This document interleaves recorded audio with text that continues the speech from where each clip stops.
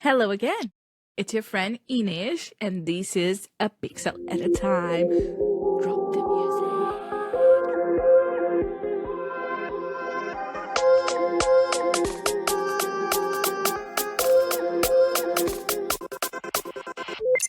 So, welcome back to A Pixel at a Time, a podcast where we talk about leadership, games development, and creativity. So, a very, very good news, folks. We got our first Patreon subscriber. Thank you, Anna. Thank you for being our first Patreon subscriber. Like, our Patreon is a bit empty at the moment. It's just like a few tiers that it's a discount on our store. On the second one, a support one, the first one, discount on our store on the second one, and then like a higher one if you have that kind of availability in one. So don't forget to check it out. But we're so happy on this side that people are supporting our podcast, helping us grow, because we are growing, folks. We are growing. Thanks to you for sharing this with your friends, for keeping coming and listening to us every month. Like, that's a huge help to us, and it's making us going. And yeah, hopefully one day we'll make us even bigger and fly and all that kind of stuff. So thank you so much. If you feel like Patreon is not the right platform for you, don't forget, we do have a store. It's on my personal website, and you can go there and buy like some t-shirts, tote bags, and everything that support the podcast and show that love to the people out there. It might even trigger some small conversations with other people like that also listen to us, or like, you might find yourself just saying, Pixel at a Time, it's that podcast, that cool podcast, where people talk about games development and leadership and, just people from the industry being people from the industry and supporting each other. So wink, wink. Don't forget to share with your friends. We are also on Instagram, so big shout out to Sophia Tres. Sophia is a volunteer that joined the Pixel at a Time this month. So thank you so much, Sophia. You're being a star for helping me keeping on top of social media. So big shout out to her. Thank you so much. So if you are looking for posts and stuff on social media, keep an eye out on Instagram. We're going to start ramping up with LinkedIn now, and I'm pretty sure things are just going to continue to go up from now, which is very good. So again, big shout out to Sophia. She's being amazing on this. So for today's episode, I started this podcast because I thought it was important to talk about the video games industry, and I think we were still missing some voices and some representation out there, and that was one of the reasons why I started this, right?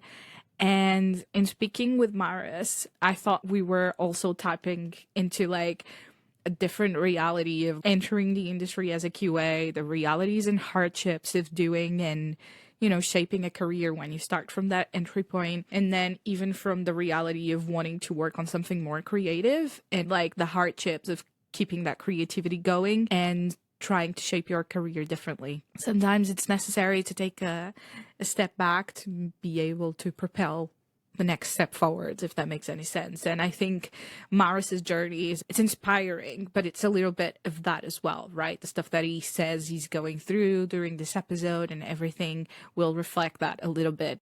But it's always good to talk to someone that has like the same vision and the same love for video games you have. I think me and Maris always clicked creatively, and we always like the same kind of inspirations and stuff. So talking to him is always inspiring to me in a way, because I think we want very similar things. So it's cool to have someone that is on the same wavelength and that wants the same things from life, really. So a big shout out to Maris, and I hope everything he does goes well, really. Hey Maris, how are you doing today?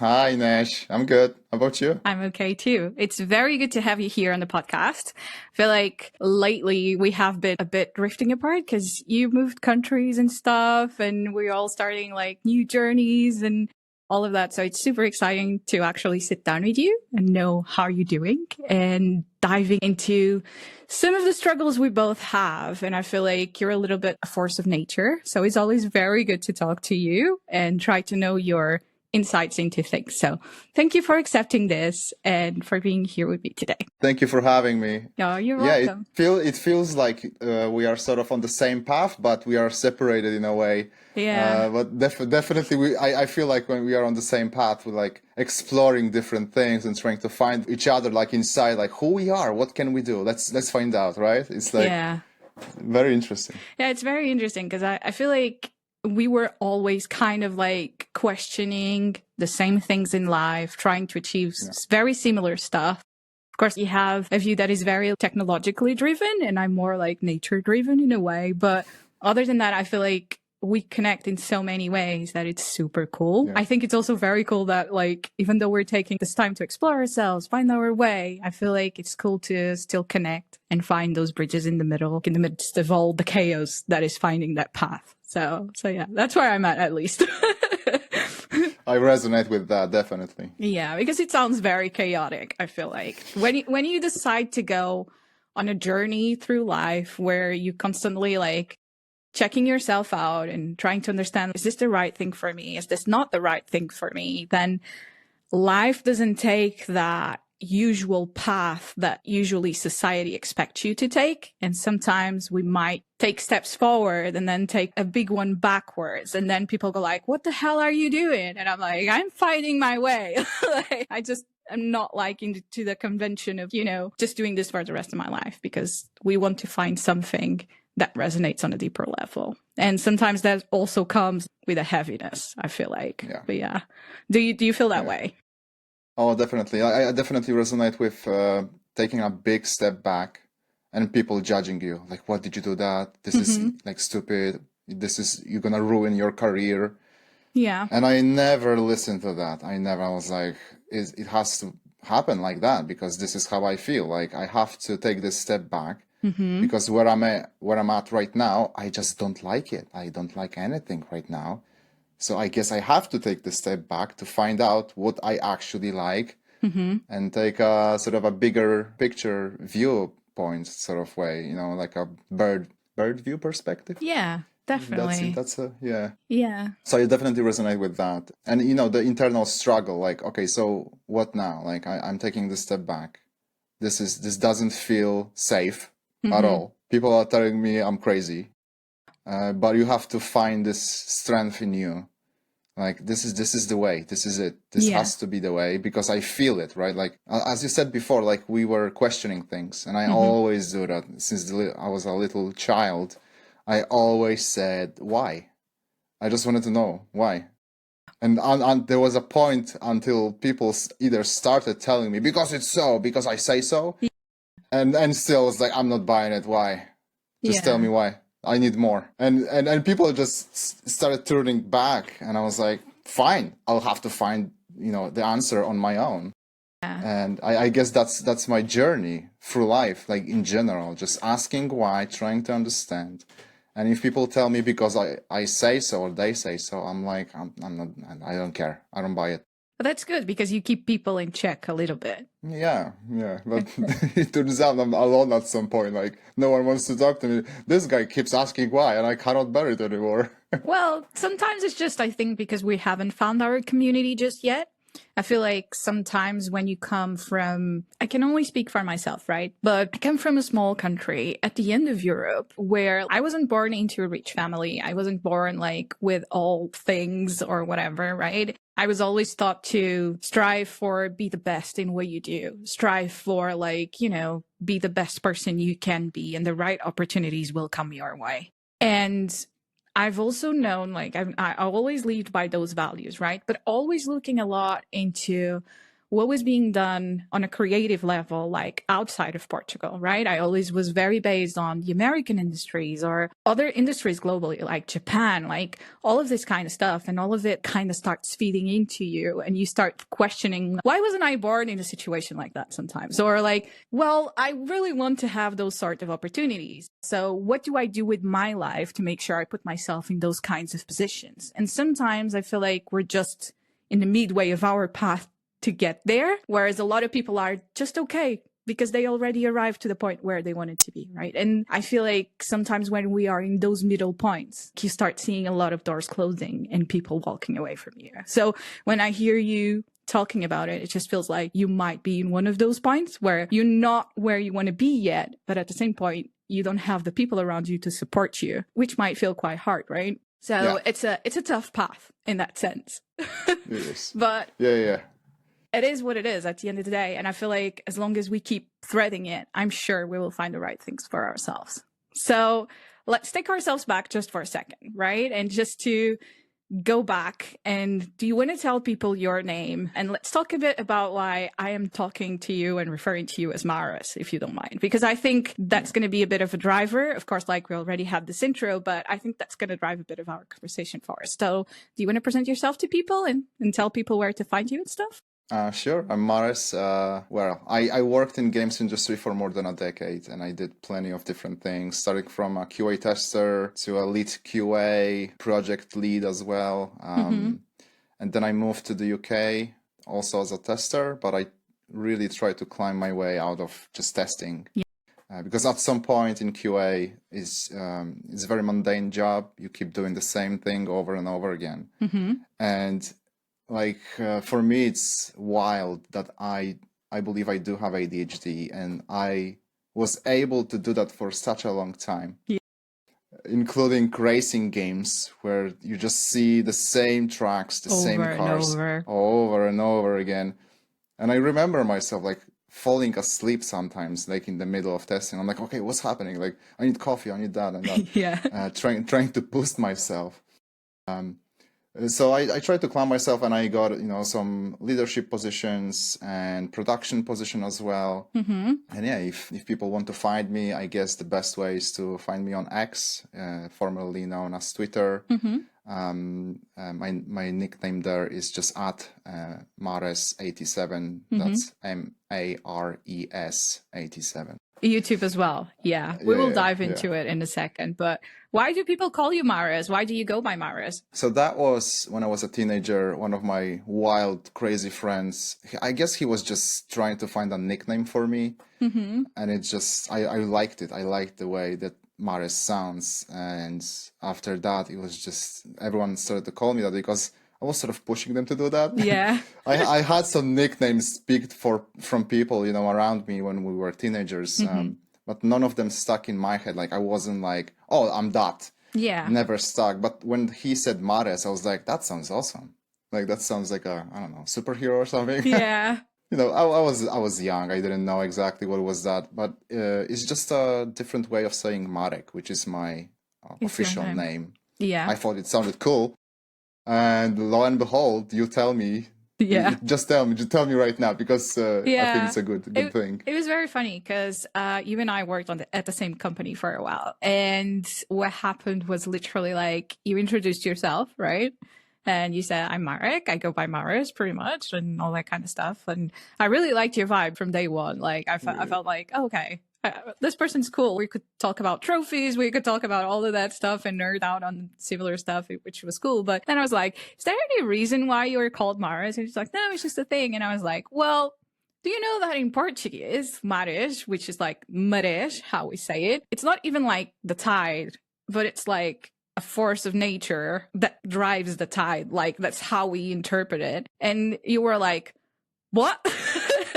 And it was like a moment there where I think like it gave a little bit more power to why you drive yourself. I don't know. I felt the empowerment coming to you, and I felt like it really, really resonated with you at that point. Yeah. Am I wrong? Like I might be. I had to do a sort of recollection of my life, and I was like, holy shit, that's actually pretty accurate. The force of nature.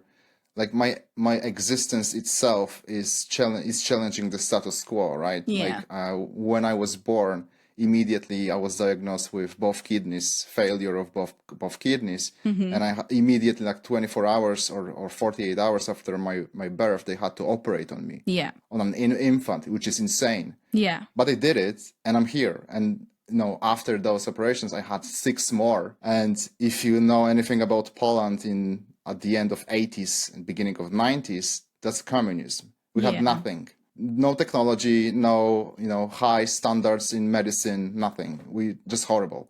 So, just the fact that I survived all of those operations is a miracle. And another miracle, apparently, is that my brain functions properly and I'm capable of, making sentences that make sense to people, right? Yeah. Because if you have so many anesthesias in a row as a child, apparently kids just end up being vegetables, just brains failure completely, and you're just incoherent, right? No intelligent thought. So those two things are like, for me, okay, this is a miracle. Yeah. And maybe I'm here for something, to do something special with my life. I don't know what it is. At the moment, I'm doing games and stuff, so we'll see. Maybe that's the thing. Yeah. But when you said that, this is a force of nature, I was like, yeah, that's me. That's the force of nature. Like, I'm going through life, challenging all the status quos. Yeah. The status quo was like kids after 3 anesthesias are starting to have issues with brain function. I'm after like 7 and I'm okay. So that's another thing. Crazy. Yeah. Yeah. And like, even moving forward with that, right? At school, I was really horrible at school with my ADHD.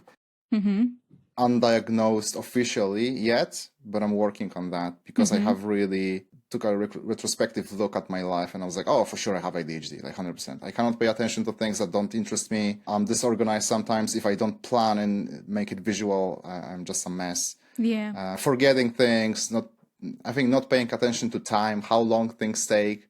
Yeah. So, I have to really focus on that and put a lot of effort into that too. Yeah. To work, to be able to function in society. Yeah. So yeah, force of nature really resonated with me here. Like, Yeah. it just comes from somewhere inside me that I don't have control over. Yeah. In a way, I can stop doing some things in my life probably, but I'm gonna be very unhappy and just miserable. So I would rather be happy and just, I don't know, chaotic HDAD kind of guy with force of nature behind my on my back, just pushing me forward.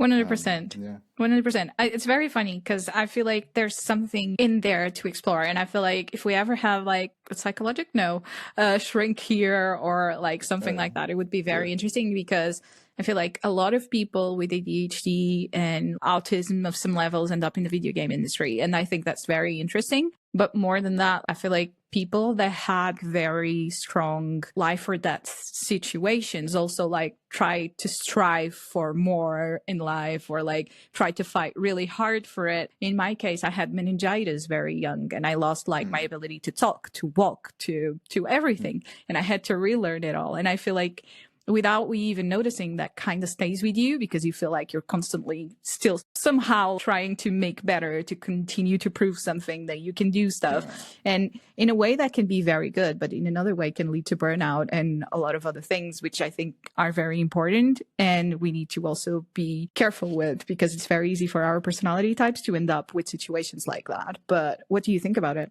I would agree, yeah. You have to sort of keep yourself in check in a way. Like, I think that's also what came up to me when I was younger, like a lot of introspective moments. Like, I look at myself, at my life, like, okay, am I doing the right thing? Because I think I have autism as well, which is another, like, I went online into society quite late, I think. I started walking when I was 3. Parents told me whenever there was a lot of people around me, I was just screaming, like just crying, just, which is another sign that something is off, right? Like too many people, I cannot do social stuff, right? So there was a lot of this introspective and trying to understand, am I doing the right thing? Are people around me happy with me? Like in general, like I don't want to be a bad person to anyone. It's just not my vibe. So I was always trying to catch myself if I'm maybe being, too much for someone. And I do, for sure. But, just coming back to this and just touching base, like, are we okay? Like, I'm talking to myself like like, are we okay? Are we good? So yeah, I would definitely agree with that. Okay. Just check yourself and just make sure you're progressing forward, not backward. And you're not stepping over people's heads and stuff like that. 100%. So initially, what drove you into video games in the first place, and how did you get your first QA gig? Do you mind if I go even earlier than that? Like when I fell in love with games? Yeah. Like I was at my brother's, I mean, he's a cousin, but I call him sort of my brother, like, and he had Commodore 64 at that time. And, I was at his place and he let me just play this game and have fun with that. And that was a racing game in which you could build tracks. And it was a 2D game that was emulating 3D at that time. It was very ahead of its time. Obviously, it was very simple and just ugly if you think about this now. But I was just blown away. Like this another universe that you can go in and create stuff there. And I was just mesmerized. Yeah. The graphics were horrible, but I understood the concept, like the concept of it. Oh, so this is like an escape place from this world where, you know, I don't know for what reason exactly at that time because I was too young to understand, but I was hooked. I was like, I want to play this game forever now. I want to build stuff. I was just immediately trying to come up with some crazy tracks because I played a lot of Lego. Like my father was smart enough to buy me Lego when I was younger. Because each toy I had to disassemble it.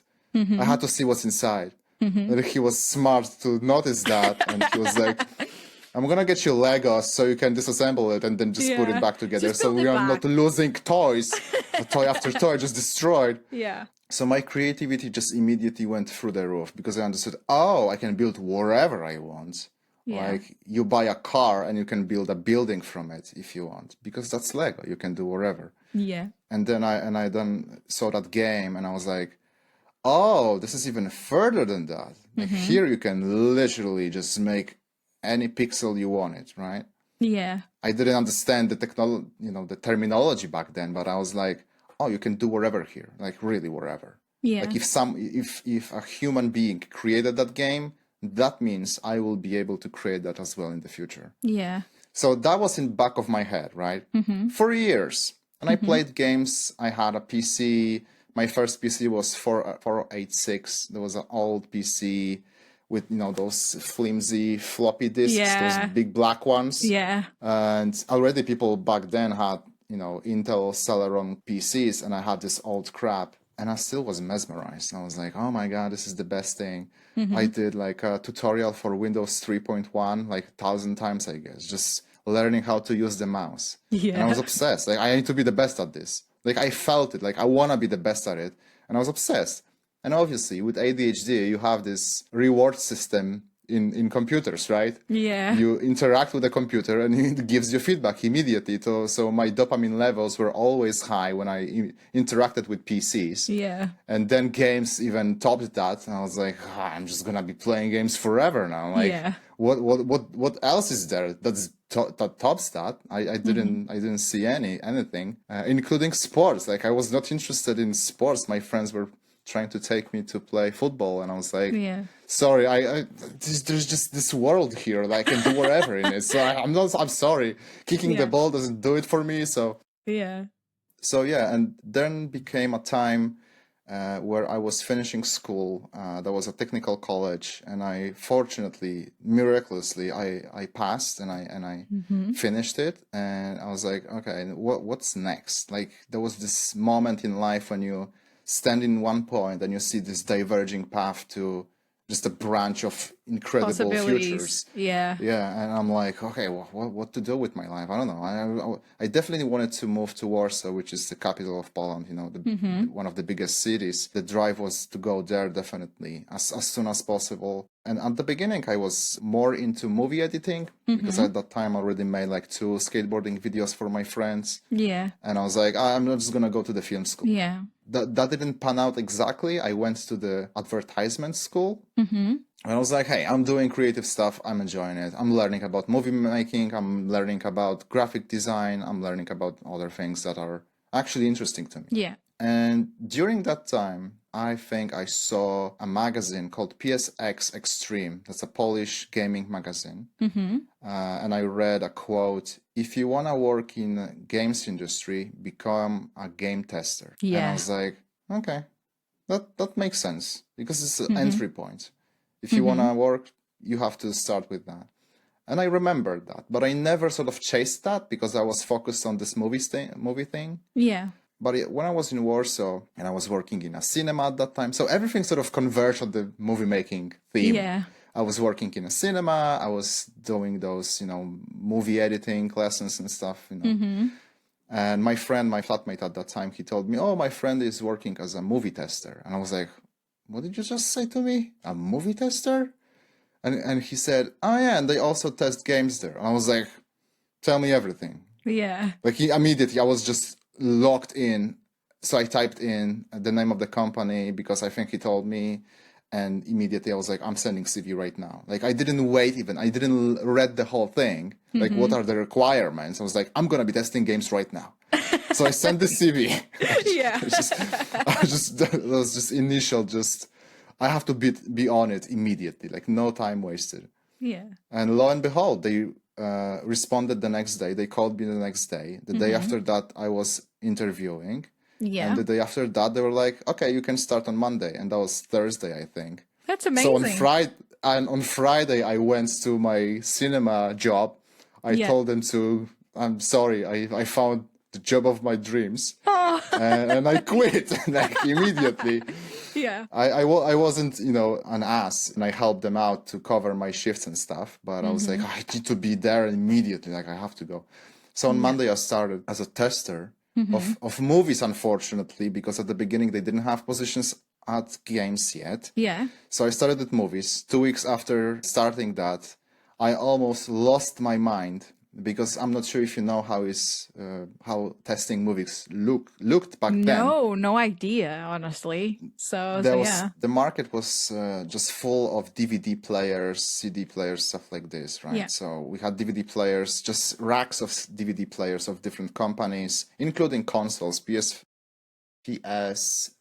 I think at that time, and Yeah. Xbox as well. And you see the same movie over and over again, but with testing, players, you have to launch all the options because there are options in DVD in general, Yeah. and there are layer breaks. So there were DVDs with 2 layers because the movie was just weighty, and you had to see the same scene over and over again, like 40, 50 times a day. Oh my God. Because on each player you had to check the layer break. And at that time I think it was Mickey Mouse or something.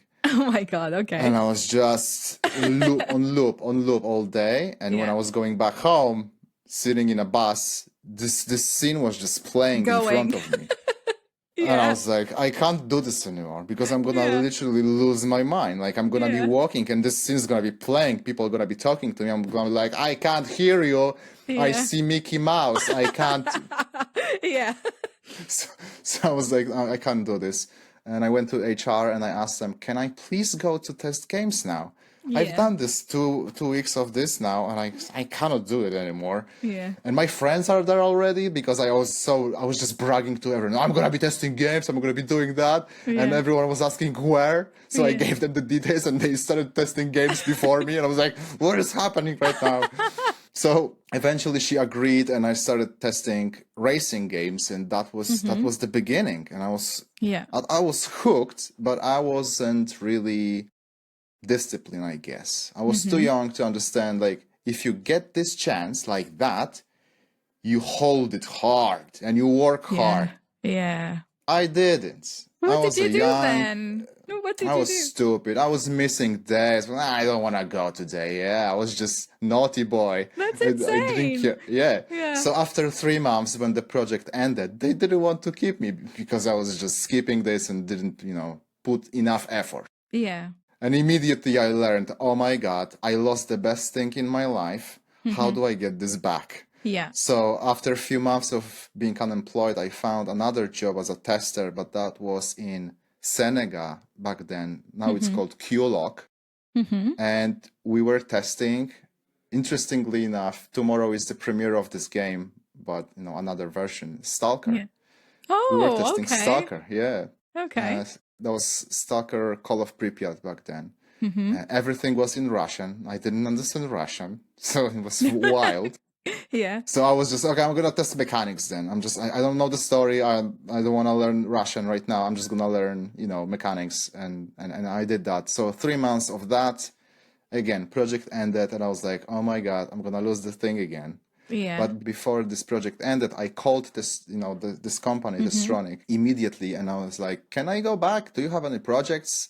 I have more experience now. And they were like, actually, we do. Like, we start on Monday. You want to start on Monday? And it was like Thursday or something. I was like, sure, let's do it. So Friday was the last day at QLock, and then immediately I was at Distronic again. I was like, okay, now I'm going to do 300% of my effort. Like, I'm going to go crazy off the wall with everything. I'm gonna go to the management. I'm gonna ask them what do they want. Like, can I stay longer? Like, what do you want? Like, I can do everything. I can clean this place if you want, right? You want coffee? Like, I'll make the coffee.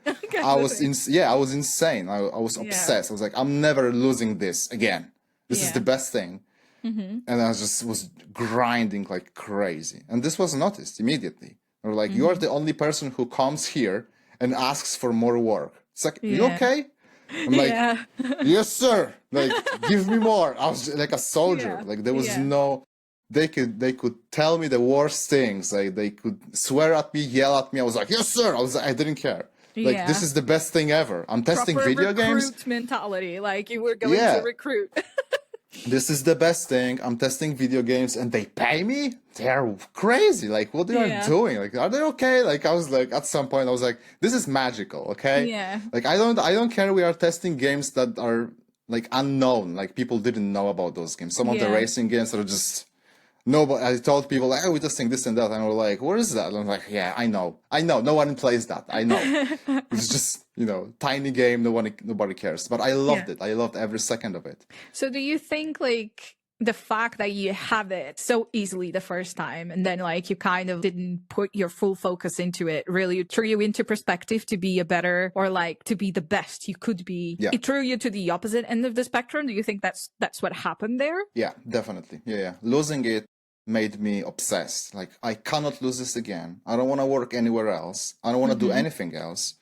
And at that time, I was still going to the school. This was just happening over the weekends. And I was like, I'm enjoying this. I'm doing creative projects. I'm having fun. People are cool. Teachers are cool. I'm going to stay there. But this was a balance. Either I do 300% at, as a tester.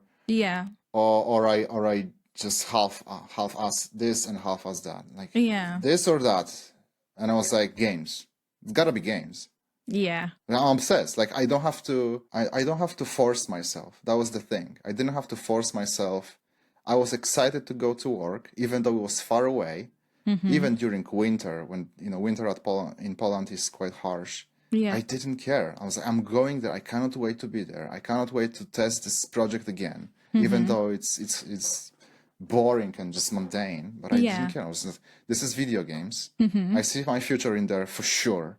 Like, if I was obsessed when I first saw it, I don't think this is gonna ever change. And it never changed.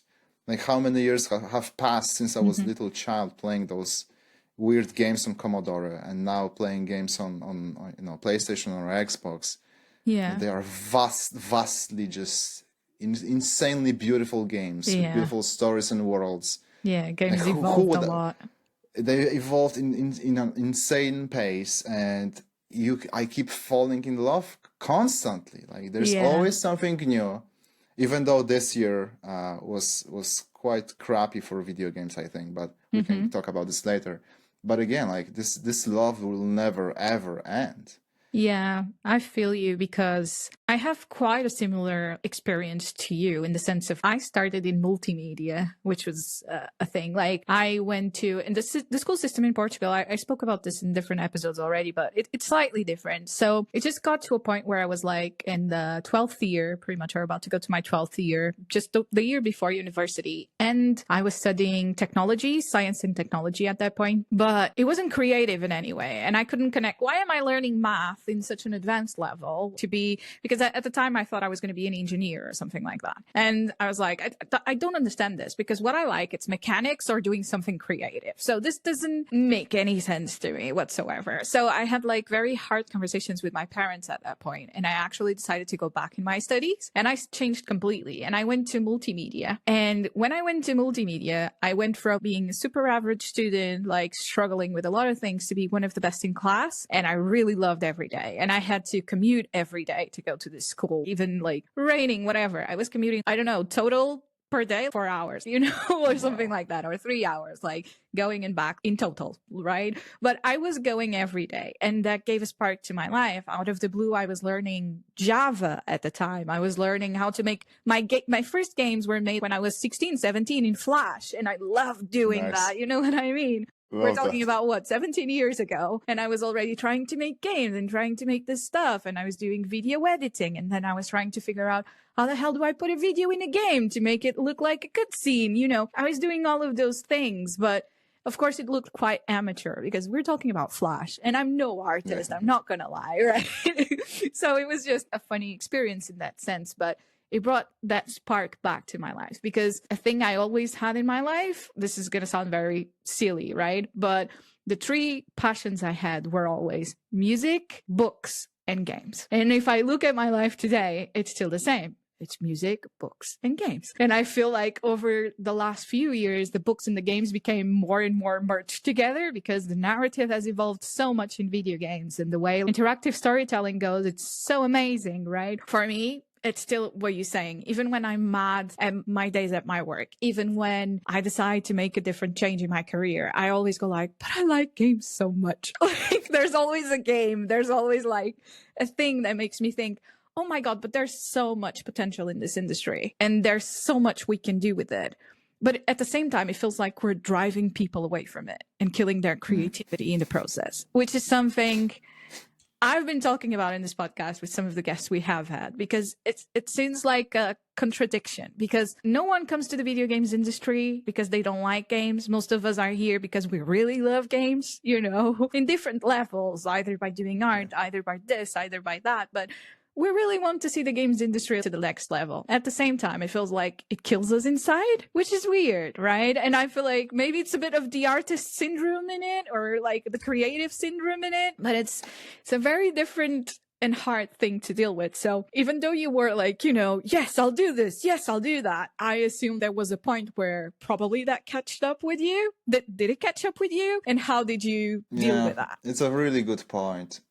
I think there are two things that happening here, right? Like we do have ADHD, so it's hard to follow the rules. Yeah. And we are rebels at heart. And when there's a supervisor telling me what to do, I'm like, get out. Like I'm gonna do myself. You know, like I know what to do. If I make a mistake, I'll own it and I'll learn from it and I'll move on.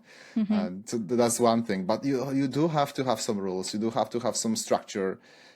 Some hierarchy at work. Of course, it's an office. You have to respond to people in an appropriate way. To create accountability as well, more than Exactly. anything else, I would say. Yeah. Yeah. Like games industry is a young industry and sort of follows its own path. But I think it's good that we all of us have this issue with ADHD and sort of rebel heart, you know, in there. And we are constantly evolving and changing the industry itself. Like now maybe not now exactly, but like a few years ago, there was this giant move to remote work. Yeah. And lo and behold, we learned that we actually can, you know, do a project from start to finish fully remotely. Yeah. Who would have thought? Like, right? Like, you don't have to be in the office every day. COVID really helped with that one. I think if anything, COVID brought good was like literally we can work from home, even though like, you know, you told us we couldn't. Actually, we can make this work. And we did it and we completed the project and the client was happy. And I was like, okay, but I'm not going to the office anymore. Like for me, that was the settling point. Like, this is it. Like we're never going to be like, guys, you should close the office and give us more money every month. Like, because you're paying for rent. Just give us the money from the rent. Like, what are you doing? Like, what's the office for?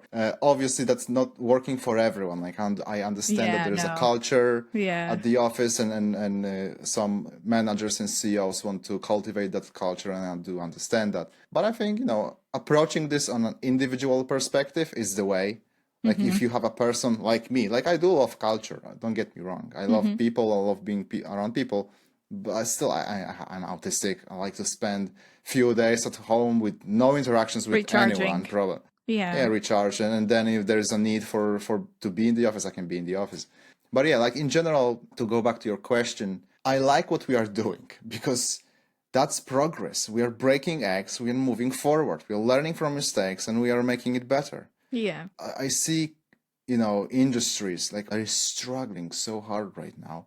And there's so many companies that are just going to fall over because they are not catching up to the times. Yeah. Not only in communication with their, people who work there, but like even structure-wise. But again, I think that's, I'm just trying to highlight that we as a, young industry are just experimenting and trying new things, and we are not afraid of doing that. Yeah, 100%. And I think we are also lucky to have managers that are open to that, because if you would go to the car industry and tell them, hey, we need to change the way we do things, they will be, we are doing this for 30 years or something. Like, this is how things are done. Like, and you're gonna die doing those things. Like, you cannot really keep doing that, because like literally people are changing how they work, where they work, when they work. You cannot be going to the office every day. Like, do we actually have to do that? Yeah. Not sure. I think it really depends on the culture, as you said, that you try to cultivate for that studio and what kind of culture you see yourself in. I believe in the same you do, in the sense of we need to be adaptable to our staff. And I think there's people that will benefit from the office, and there's people that will benefit from being at home. And of course, I agree. I think, again, an hybrid situation might be the best for everyone involved. But yeah, I think it depends on the company and on what people believe at the top, really. Do you think there's a direct connection between being in the office and micromanaging people, or people trying to like take advantage of like people being in the office to have a fake sense of security? I think that's what I'm trying to ask. Yeah, I do have a feeling at some point, some of the managers are just doing things just to prove their worth in a way.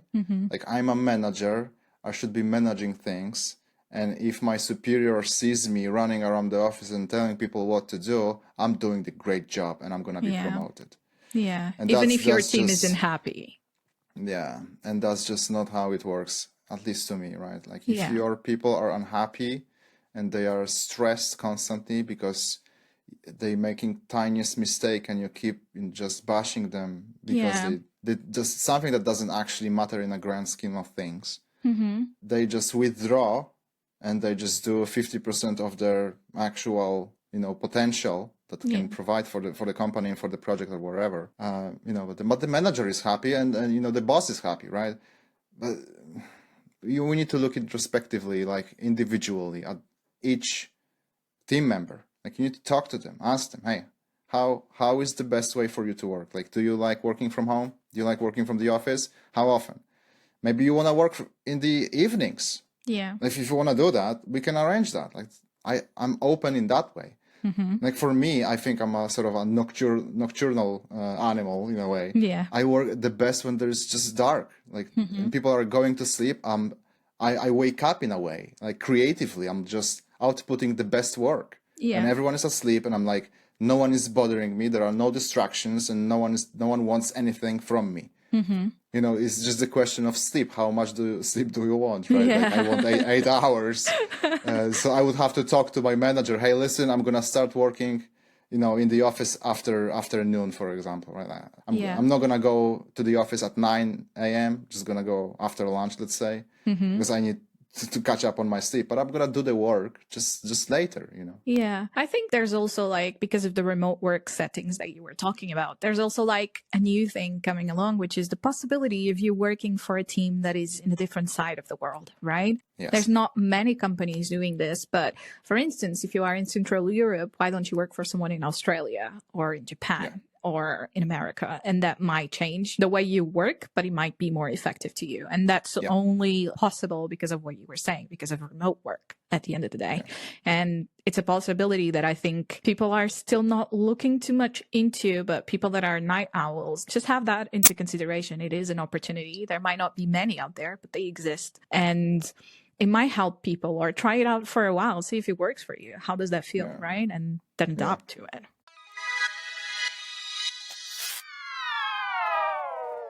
Are you ready to take your knowledge of the gaming industry to the next level? Whether you're an aspiring game developer or a developer trying to level up your skills, Elevator has the perfect courses to help you stand out. Taught by professionals from top companies like Microsoft or Santa Monica Studios, Elevator offers exclusive offers and insights you won't find anywhere else. From games design to narrative development, these courses are designed for people who want to make a real impact in the world of gaming. Plus, All of the classes are live sessions, and you will build real-world projects and meet other community of like-minded learners. Head to elevator.com by using the link in the description of this episode to see how you can boost your game industry career. Don't play the game, learn to create it. Use the Pixel at a Time code for 200 quid off. Yes, that's right. Use the Pixel at a Time link for 200 quid out. Yes, you heard correctly. 200 quid out of the full price. So go to the description of this episode for more information.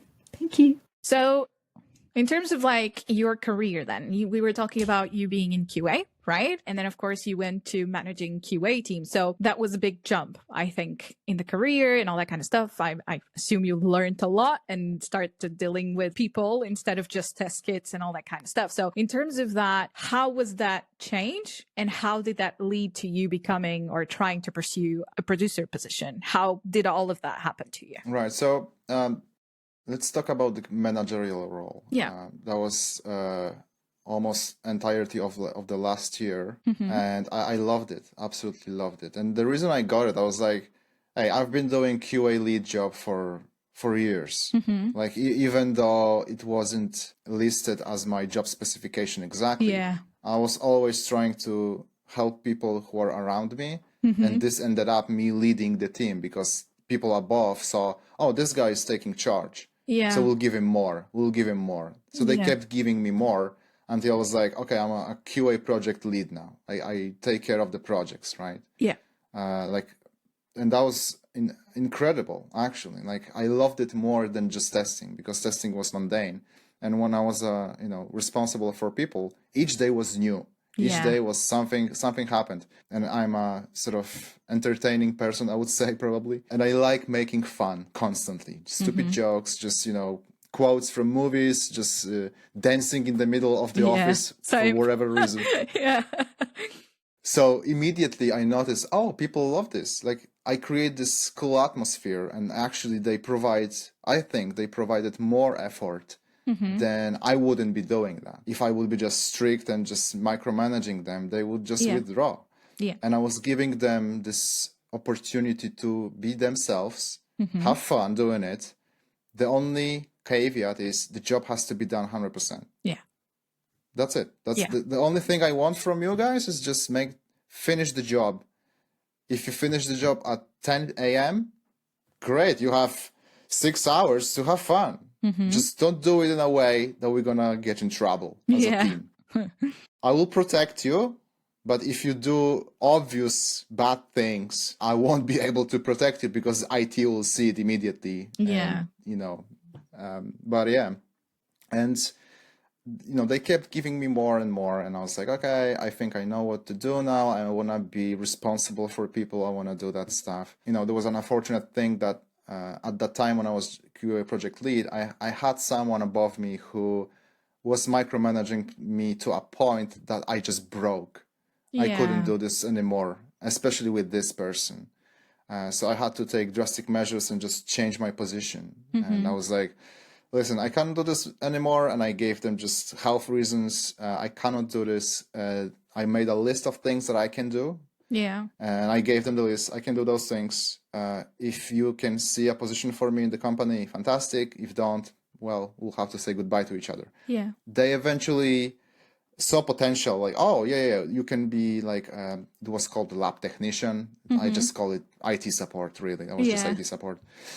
So I loved it as well. I was just setting up things for entire projects, like entire rooms and stuff, like hardware, software. I loved it as well.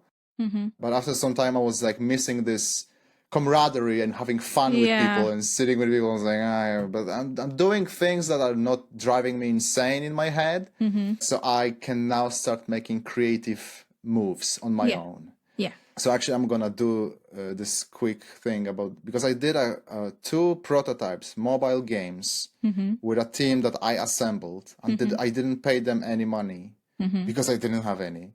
But they were eager to try. Like somehow I found a way to show them, hey, this guy can do this. There was a graphic designer, she can do that. I have a sound designer. I can generate, creative entire output, like how this game should work, what should it be. I had another friend who was my partner in this, so we together, combined our mental forces, and we came up, okay, let's start a company, sort of, right? It's not like official, but we had a name, we had like everything sort of thought out, and we made like a pirate on a barrel mobile game. When you just tap on the screen to make sure the pirate doesn't fall from the barrel, and he just rides through the entire sort of pirate city in a way. And that was my first mobile game that I sort of created with a bunch of people. It was super fun. The graphic designer was amazing. She understood immediately what we wanted to do, how we wanted it to look, and it looked perfect. That's so good. So after a while, that unfortunately ended. Because I had to sort of quit because I couldn't do this IT support job anymore, and I was like, okay, I need to do something else. Making games on my own with a bunch of people, it's not bringing any money because no one is interested in that. So I was like, okay, I need to find another job somewhere else, I guess, right? This place is not gonna hold me any longer. So I left and I found a job at a company in the UK that made mobile games. And I was like, this is perfect. I'm going to go there. I was a senior QA engineer at that time. But again, the name didn't mean I was senior QA engineer. I was a proper QA lead, probably a QA manager actually. Because I set up the entire QA department from scratch. There was one guy there who was doing QA. And he was sort of half-assing it, let's say. And he left 2 weeks after I joined. So I was like, okay, now I'm on my own. I can just do whatever I want with this, depending if the management likes it. They liked it. They liked my approach. I was very sort of focused on the details, the tiniest details. They had plenty of mobile phones and tablets, and there was no document about that. There was no stock document. Like how many devices, what kind of devices, what kind of software is installed on them, like everything. I need to know everything, right? Like iOS versions, everything. So I did that, prepared documentation for testing, and then we started hiring people. It was wild. Like I really enjoyed it. I was like feeling like, oh, finally, I feel like I matter again. Because I think that's where it comes to exactly for me specifically. If I don't feel deep down like I matter in this whole process of creating something, I struggle. I will start wiggling myself out of it to find a place where I'm going to be when I matter. Where you feel like you have a purpose, right? When I have a purpose, when my word matters, when my opinion matters. And I was doing that. So I moved there, created the QA department. At some point, the QA department was set. Like everything was running fine. And I was just doing, meetings every once in a while to make sure everything is running smoothly. And that was... Obviously, some things were missed because mobile games are constantly evolving and devices are evolving. There are issues all the time. There are no perfect projects. Like that doesn't impossible. Exist. Impossible. But the QA department was set and was working fine. And I was like, okay, well, what's next? What's next for me? I think I don't have enough voice here. Like I thought, I need to, because I'm voicing my opinions, but they're ignoring me because I'm just QA. That's unfortunately the way game dev looks. Not all of game dev, but some of game dev still looks at QA like, it's the end of the spectrum. Yeah, like whatever. Just found the issues. We just send it to the people and they will moan for a while, but we'll fix it later. And I was like, no, that's not how the quality should be. Like it's very sad. It's very sad the way it works. And it's like shooting me in the heart with this kind of approach. Like, hey, I'm putting my heart into this. Like, I really care about this to be the best quality possible. Of course. And the production was like, no, because we have a deadline. We are independent company. We don't have a deadline. We can move the deadline wherever we want. We haven't communicated to the entire world that on this day, this game will come out and millions of people are waiting. It wasn't the case at all. It was a small mobile game. Who cares? Just at least make it so quality is great. And that voicing of mine was ignored. So I thought, okay, I'm gonna go to production then, because if production is telling me no, I need to go to the production and tell people yes. Yeah, to change the things. That's how I'm gonna change. Yeah. The status quo is and they telling me no, so I'm gonna go there, and tell people, yes, I'm going to challenge the status quo. And that's exactly what I did. One of the producers left, and I was like, that's my cue. Like immediately send an email, like a page of text to the CEO. Hey, listen, this person left. I think I'm a good fit for producer. I set up your entire QA department. It's running smoothly. They don't need me anymore. I'm happy to start production. And he responded immediately. Sure, let's do it. Yeah, that's cool. Immediately. Very cool. Like, I think for whoever is listening right now, if you want to take something from this conversation is, if you want to achieve anything in society, just ask. Yeah. And keep asking until someone says yes, and just jump on it. Do your best. Learn from mistakes. But keep asking, bro. Let's just keep doing it. Yeah. And that's what I did. I asked him straightforward. Like, I wasn't, what he's going to think of me. Oh, maybe the production is not going to like me. There was not a thought like this in my head at all. Yeah.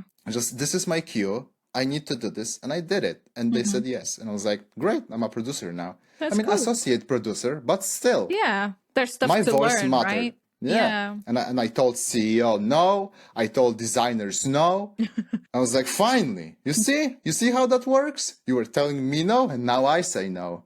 We're not pushing this update because it's broken. Yeah. We're not doing it. I'm not going to do it. You need to fix it.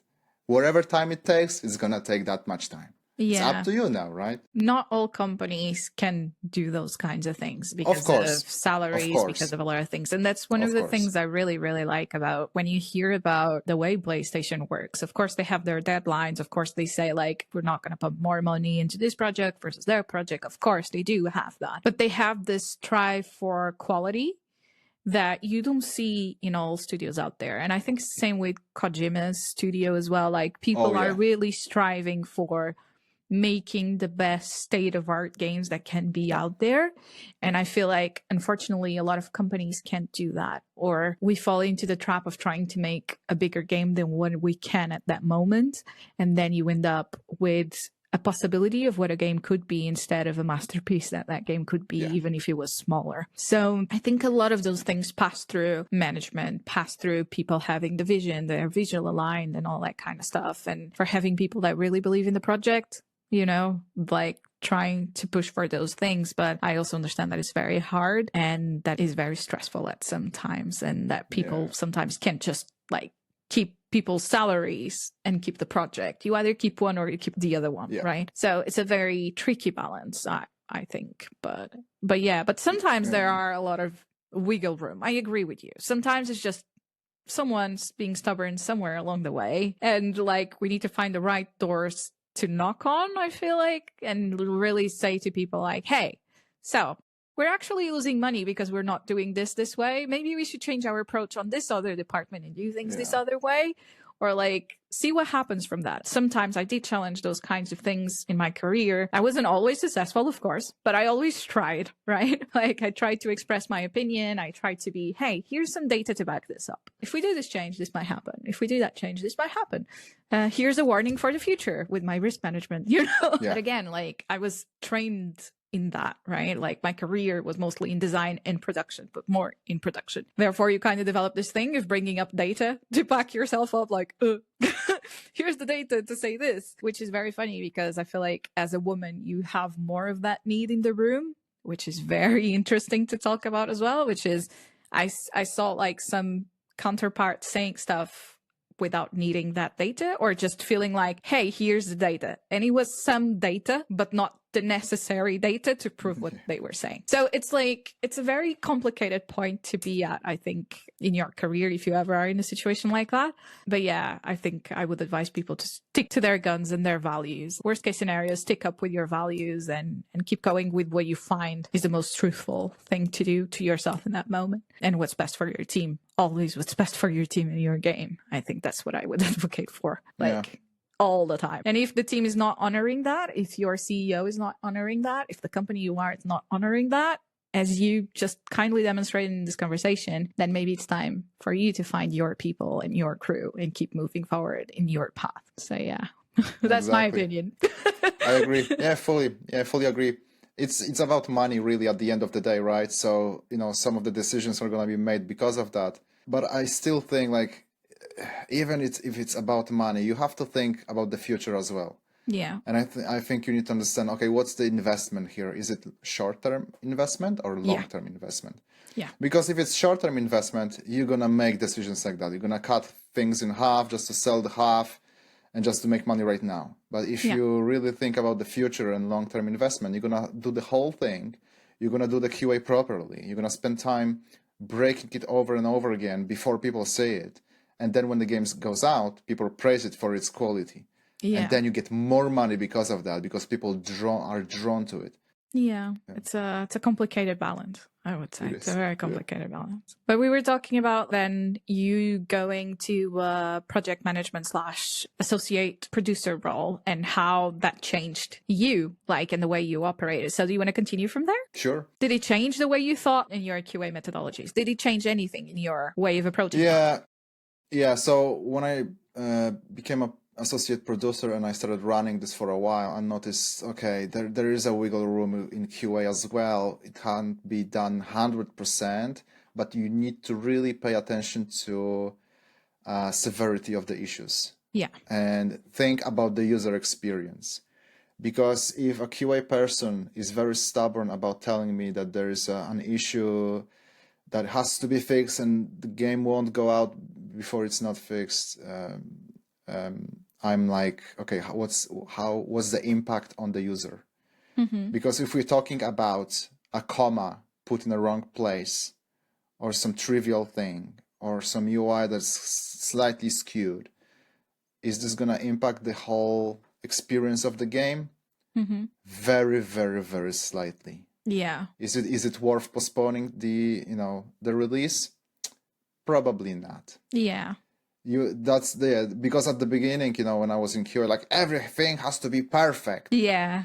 After being in QA for such a long time, I learned nothing is perfect and never will be. Yeah. Because human beings are making it. Yeah. There's always gonna be something that doesn't work fully. Yeah. It's software, it's hardware, things working with each other.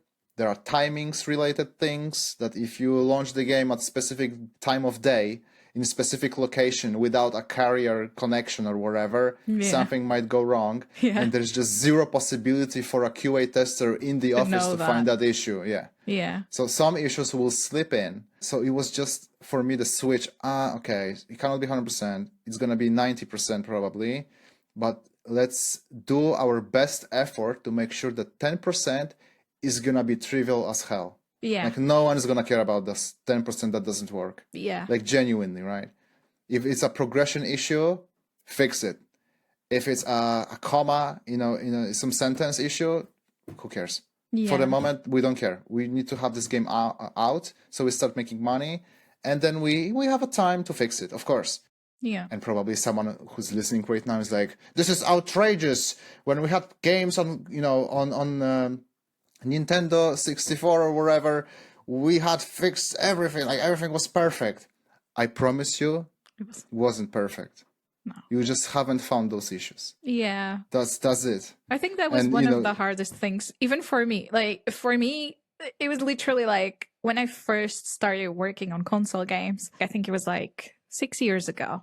The first time I saw a dev kit and I started working and all that kind of stuff. I was doing my master's degree, and my master's degree had also like a studio environment. So you could take tests and stuff and try to get like the equivalence true, or you could also have the studio experience. And I was in the studio experience, and they had like a partnership with Sony. We had dev kits. So we were actually developing, and we had like stakeholders coming in, doing proper project presentations and all that kind of stuff. So that was super interesting. And then of course it was a pre-production project. I started working in the meantime at Lab 42. So that was a big transition in my career. But then I remember the first time hearing the word triage. We need to really triage this, and we really need to triage that for this demo or whatever. And then reality hits when you're working on the bigger project in the real world, and it's not just a triage for those kinds of things. Like I worked in apps before, and I worked like in entertainment. I did a children's game kind of thing. And like, it's completely different working on that level. And then out of the blue, you have a game that is launching on 3 consoles or whatever. And you have like a database of bugs that has like more than 1,000 bugs, right? And it was a reality check for me at that point, because it was, oh crap, this is not just the bugs we find, it's the bugs all of these other people found, because this went through several rounds of QA. And actually, you had externals, you had Sony, you had like Xbox looking at this. And then it's like, poof, in your face of like, oh wait, making games is not just, the small team doing this. It's actually like, you need to look at the bigger ecosystem. You need to figure out, who am I doing this game for? Because things are different from you doing your game, and no harm against that. You can do the game you want, put it on Steam, see what happens. Like, can be super successful, can be like not so successful, but it doesn't matter if that's what you want to do. And there's no harm in that. But when you start working on the level above, and you have so many stakeholders, and everyone has their own things they want to put in the game, and everyone has their own interests because they have like, this new technology they want to push for, and they have this, and then you have all the bugs, technology based, progression based, or none of it, just UI based, or da-da-da-da-da-da. And I think that's very funny, because initially for me, that was a slap in the face, but then I actually discovered I really liked, and I really shined in that kind of environment where it's like, it's the chaos. We're closing this project. And usually I shine like that. You know what I mean? Shine like a diamond. It's like a diamond, just like glowing everywhere. Because out of the blue, I don't know what happens, but it's like, I really have that sense of, this is critical, this is not. Why is this bug that is critical? And usually, because I have this very strong sense of working with a team, I really sit down like with the QA team versus the design versus like, okay, let's make a meeting all together and figure out why this. Do we need to change this status? What is the importance for the design team versus the QA team versus the programming? And putting those people on the table and really talking and understanding, right, we need to bump this. Do we need to not bump this? Do we need to this? And for me, like, that was very, very cool to see. And I think for anyone out there that works in that kind of environment where you have like bigger teams, a lot of people working on it, I think when you get to that level and you find like some joy in it, I think you're also in the right path, if that makes any sense. Because it's what you were saying. It's like you get to a point where it's, oh, how do I solve this? Because it's not even like, is this game going to come out? Is more like, this game is going to come out. So what is the state it is in? And I think people need to take more accountability on that as developers as well. Yeah. Because then it can't be just on the management team. It can't be just on your producers. Like, they might be amazing. I'm sure a lot of the producers out there are constantly doing this kind of exercises with their teams and stuff. But developers need to also start to figure out they are important in that process and feel empowered, so that they have the power to say, actually, we can fix this, or no, we can't fix this. Because I feel like a lot of the times people also don't feel empowered enough so that they feel like they can speak at the table. Yeah. Have you ever seen that happening? Yeah, that's the story of my career, I guess. Like, I've been in companies that I think, and I don't want to throw anyone under the bus, really, but I think that the vision wasn't there. It was just not coherent vision for the entire company, properly communicated. It was just lacking. Yeah. Because what I believe, if you have a vision that is coherent and people can close their eyes and can visualize it, and everyone agrees on that vision, then you have magic. Like, literally magic happens, because everyone is driven to achieve that vision. Like, they know where they are going, and they know why they are going there. Yeah. If you don't have a vision, everyone's just responding to output from the manager. And if the manager woke up, this day on a good side of bed or wherever, it's like, oh, we're going to do this. And the next day it's like, oh, this is horrible. We're going to do something different. And everyone is just shut down. They have ideas like day before they were inspired by the vision or whatever, like, let's do this and that. And they were like, yes, I'm going to fit perfectly in this because I'm really good at this. And the next day they're like changing the direction because the CEO woke up on the wrong side of the bed and it's like, no, we're going to change everything. It's like, so why are we here? What are we doing exactly? Yeah. I was struggling with this, especially after moving, because as a QA, I didn't care. My job as a QA was just to make sure this game doesn't break, right? And people can finish the game and play the game and not be annoyed by it. That was another thing. I was really focused on the user experience. Like, naturally from me, I was like, if I would play this game, this annoys me, that annoys me, let's fix this. And I was really vocal about this. Yeah. But yeah, like, when I moved to production and started talking to CEOs and designers and managers, and I was just seeing this. Every day was different, different directions, different this, different that. And like, what are we doing? why like this? Can we just focus on specific vision and do that? Yeah. So when I was doing my thing, when I was doing my game, I was like always vocal about this. Like, we are making this so we can achieve something bigger down the road. Because Yeah. this is not the first one. It's not gonna be the best one. No. It's not gonna happen. It's gonna be horrible. You know, we can think about this. It's gonna be great, but we're gonna be faced with the reality when people play this. Yeah. And let's just prepare yourself. Okay, just we're gonna learn a lot of lessons here. Yeah. But the vision is, in the future, I want to make the best of the best, you know, whatever it's going to be. And it's going to be sci-fi or whatever. I always told them, like, I have, you know, ideas. I want to make something really great. I want to make people smile and laugh, or, you know, have a great experience playing this game. But we have to go there, and there are steps. And the first step is make a shitty mobile game. They make another less shitty mobile game, and just 1% at a time, 1% at a time, and after 100 times, you're gonna have 100%, right? So that's my sort of mindset. Drive. Yeah.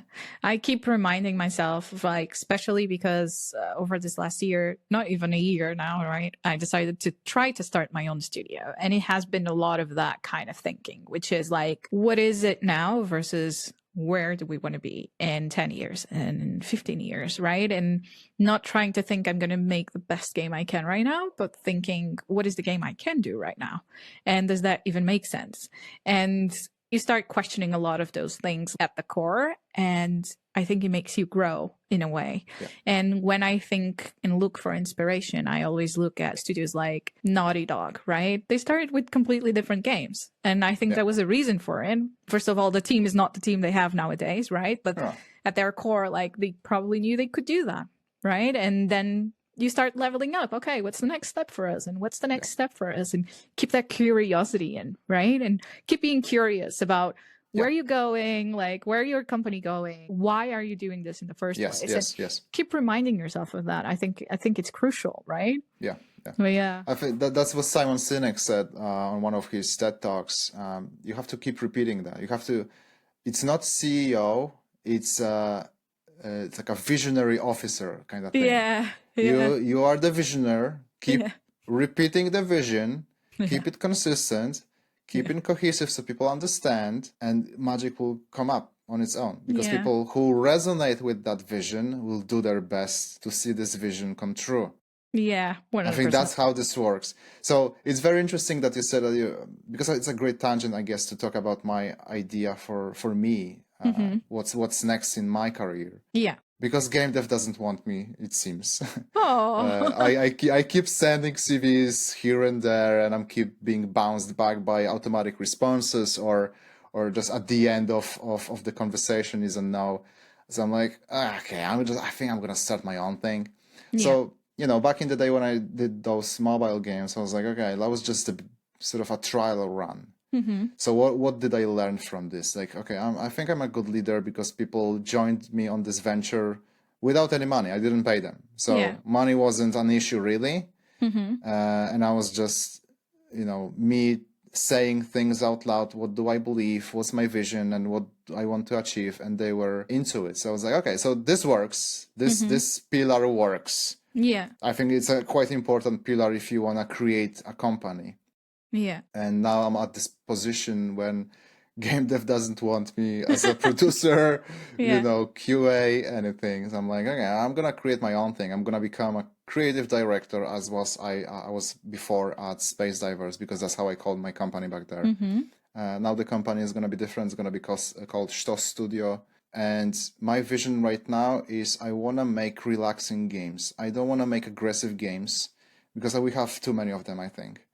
And I miss games where I can just sit in front of this game and don't worry about how many resources do I have and how many NPCs are gonna die if I don't gather resources. I don't want to think about that. I just want to explore and build. And I saw this kind of game already on Steam, and it's doing great. It's called Dystopica.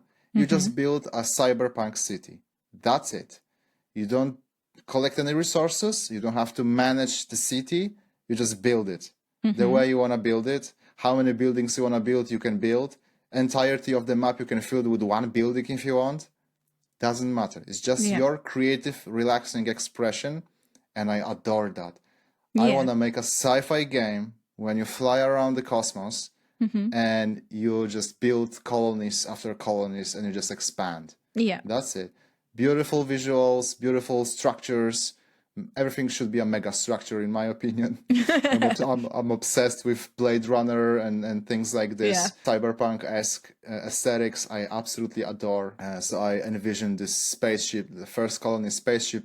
There's a mega structure in space, basically, and you are the commander of it. And everything is automatic, really. Like, the resources are being collected. The only thing you have to pay attention to, you have to create more resources than you're actually consuming, because of course you're growing, you're expanding. Just pay attention to that, and the rest is up to you. Just go wherever you want. You know, there are restrictions on how far you can go, but just have fun, just unbridled, you know, just fun, you know, just this relaxing experience that I want to play, like, genuinely. It's very I want to fun. make a game for myself, you know? Yeah. And I think that's fair, because I think I'm going to speak for myself, right? I loved playing Age of Empires. I loved playing SimCity and all those kinds of things growing up. What I didn't like was when it started having wars and stuff. Yeah. Like, I like random events in the sense of like, oh, this happened, make a choice and you'll see the outcome of it. I like that. But I never like, okay, so now I need to go into war and I need to conquer the map and I need to do that kind of stuff. And it's very cool and refreshing to see this generation. I know they're being called cozy games these days, right? But it's yes, that's the name, yeah. They're cozy games, right? And it's amazing to start to see that, because sometimes that's just what you need. I want to build a colony, right? I want to just build. Let me build, you know? Yeah. And it's not fully like a sandbox style game, but it's the mix of exploration with all of that kind of stuff. And I think that brings a little bit of like sparkles and joy, because not everything needs to be a fight. And I think we as gamers also need to learn that a little bit. Can I just build a bit? Yes. But not just like, I also don't want to build, you know, like on Minecraft. I don't want to, for instance, I'm not a sandbox person, right? I still need that exploration driving for me to go into a game and fully engage, because as a gamer, I'm an adventure player. So I love all your action adventures or story-driven adventure, or like, you know, your walking simulator. So for a management game to tell me like, you can explore and you'll build this and continue to go, for me, it sounds amazing. It sounds like I had this amazing surprise this year, which was Dave the Diver. Like, I wasn't expecting anything from both Dave the Diver and Dredge, and turned out they probably were my favorite of games of last year. You know what I mean? Over this last year. And it's exactly because of that. It's like you have the hook, but at the same time, the loops are so cool that you just keep engaging with the game if you want to. And even if the game ends, you can continue to go fish or to go this and to do that. And it's hilarious when you're playing something and someone's calling you like for dinner or whatever. And you're like, no, I need to finish this, you know, the shark festival because of that. And it's like, why do I need to finish this shark festival? This doesn't make any sense. You know what I mean? So I think the games industry needs more of this. And I think we should be investing more in that kind of stuff and stuff that brings joy to our players. And the data is showing these kind of games are actually bringing joy and selling when they come out. So it's definitely like something to consider. I definitely deeply resonate with this, and I want to add more to this. So I think even us older gamers, let's call ourselves olders because we are already played. We already played so many games in our lifetime that I think, like, listen, I like Call of Duty. I cannot play it anymore. It's constantly, you know, I'm being bombarded by sort of aggressive feedback in a way, right? I have to shoot this, I have to do this, I have to do that. Constantly just being chased by something, and like, no, I just want to relax. I like the scenery. Can I walk around? No, the NPC keeps telling me, hey, you need to go here. Hey, open the door. Like, can you stop talking to me? I'm looking at the floor because its reflections are just insane, okay? So I want more of this in games. I want a relaxed atmosphere. Don't push me anywhere. Just you show me the marker that I have to go there eventually, but I just want to look around. I want to explore. And maybe the shooting games should have new mechanics, not only shooting, but maybe building some stuff, maybe, I don't know, changing something. I don't know, I want to dress differently. I want my gun look different. Call of Yeah. Duty gives this in multiplayer, but again, I don't want to play multiplayer because the young gamers that play Call of Duty, I think they are robots. Okay, they're just too twitchy, too fast. Like They're very I good. I get it, I get it. You're gonna be great at it, but this is insane what you're Yeah. doing right now. There's a push for every player to be perfect out there, which is not also like It's wild. I've seen.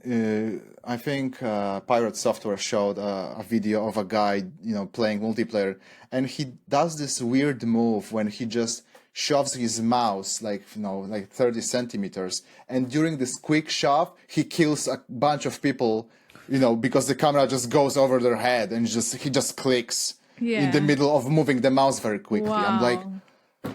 no. Okay? Just It's no. amazing. Just Let's not for stop doing that because everyone, this is okay? crazy. Yeah. Like I love this that people can express themselves in this kind of way, It's but just this not is for us, right? Yeah. this is insane, okay? Yeah.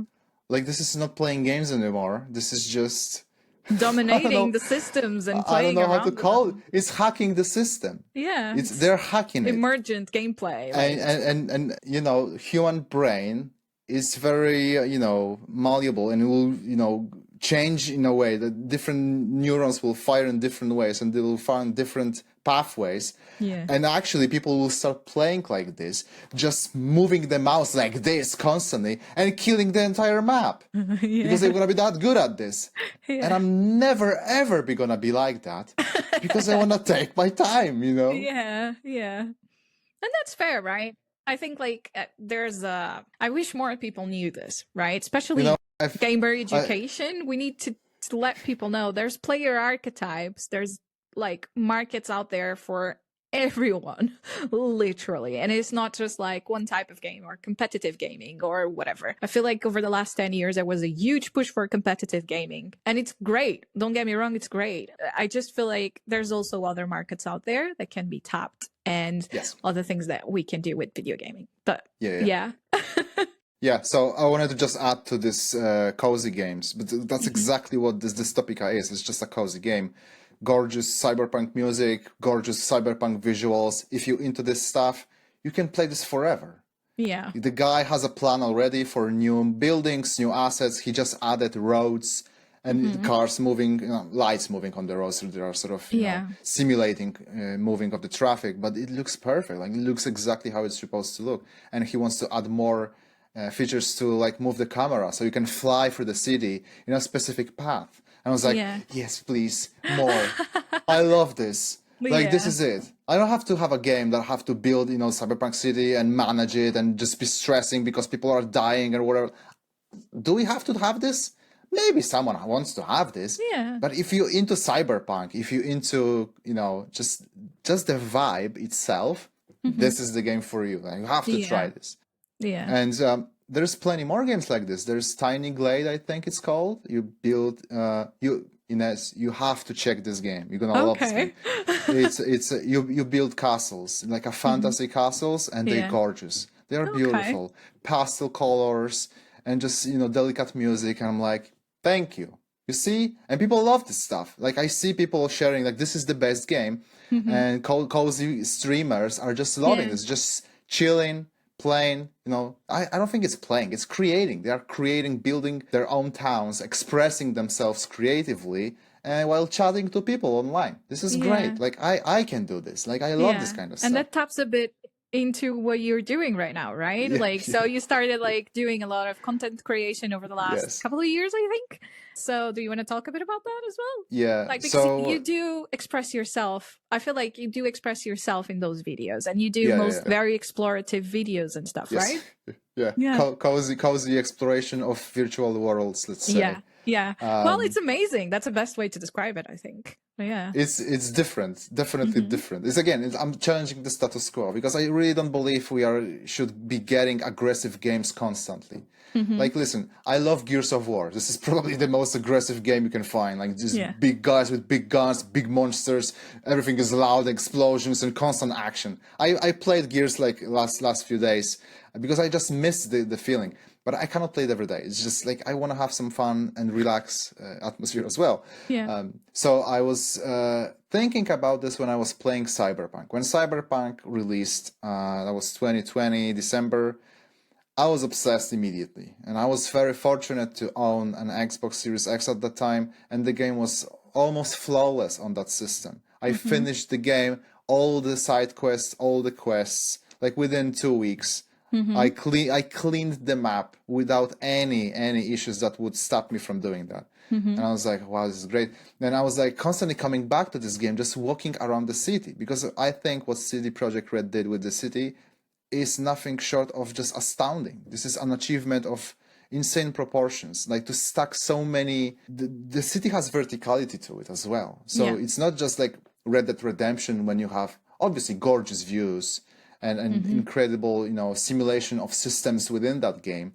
But Night City in Cyberpunk is just insane in terms of how dense it is. You can look up and there are cars flying, there are lights on the buildings, there are, advertisements, and they are animated as well. The sounds are playing from those ads. People are walking by you, they are talking as well. Cars are driving, it's just so many things are happening. It's a great simulation of a city. There are some issues, of course, like NPCs are not the best. But I guess that was the, what can we have? Either you have verticality and this dense environment, or you have perfect NPCs who act like as human beings, but you have half of the city that we wanted to make. So I was just mesmerized by the city, and I was just turning off the HUD and just walking around and just genuinely, me as a tourist in the city, just walking around and looking at stuff, just exploring. And I was like, this is content. Like not everyone is so fortunate to own a console, big TV, big speakers. If I can take this as a package and show it on YouTube, which, in the best possible quality I can master, I think that's a good content. Like I would watch this. Because I was always interested in this. Like, okay, but I want to buy this game, but I want to see how the world looks. And what I see is just people aggressively playing those games. I don't have time to look at the environment. It's like shooting at people, bashing into walls. This is not pleasant to look at even. I was like, there's a niche for content that's slowly paced, relaxing, no aggressive feedback. Just look at the world. No distraction, no HUD, maybe no music even. Like I turned off the music, just the sounds from the city itself. And people seem to love it. Like I've gained 10,000 subscribers from that. So I see a potential here. Like I think more people who watch my content are actually not gamers. I think that's the thing. That is interesting. And I was thinking about this. When I started recording this, I was like, what would my father think if he would see this? What would my aunt think when he would see this? That's amazing. It's amazing that you're saying that. I don't know if you ever watched this. Like, first of all, my brain is super sparking. Sorry about this. My brain is super sparking with ideas about stuff that you're saying. But the first one, just connected to what you're saying, is I went to Portugal for a video games conference, DevCon, this last week, and it was amazing. In the sense of like, I had time to go to Portugal, which is a place I love so much, of course, and meeting people in the conference, all that was amazing. The most amazing thing that happened in Portugal to me was I sat down on the couch and I put on the documentary of Raising Kratos from Sony Santa Monica, which for me, it's a super inspiring piece of media. Yes, I agree. And I decided to put it on because I needed that inspiration and remind myself that even though things are tough sometimes, like if you keep striving, you will hit what you want to hit. So I put that on and my parents watched it with me. And it was amazing to see like someone that never tapped so much into video games, like my mom. She doesn't understand it at all. She was literally like, wait, are games these beautiful nowadays? They seem like I'm watching a movie. And I'm like, yes, they are. And she was like, wait, but there's music composition into this. Wait, but there's this other thing. Oh my God, in the scenario, it's like I'm in a forest and, that sounds so nice. And I was like, yes, it is nice. I know. That's why I love it. I think we became insensitized to this in a way. Like we don't feel it anymore. We don't see it the same way people who never interacted with this see it. So that's what I was doing. I was playing Cyberpunk. I was like trying to look at it from a perspective who never saw the game like this before. Because it's future, like far future, but very like almost photorealistic, like movie-like. You know, it's very, the simulation is dense, and it's like, oh my God, this feels like a city. This feels like I'm there. Like people needs to see this, but not in a way as a video game that you're shooting at someone, driving a car, destroying things. Just look at the visuals, like look at the scenery. Like even at the beginning of my channel, I had this. What's the channel about? I was showcasing the beauty of video games because I believe they are beautiful. They are gorgeous. Like I'm at some point, I'm like so used to this. This is normal to me. And people who don't play them, they look at this. Wait, this is a video game? This looks like a movie. And I'm like, yes, exactly. Like, look at this. This is great. It's amazing. I'm like obsessed. And it's very cool because you were also talking about how like these big games, there's necessity for more cozy games, but like there's also a necessity for these bigger games. But I feel like not all of the time, as you were saying. I'm on exactly the same train as you are on that sense.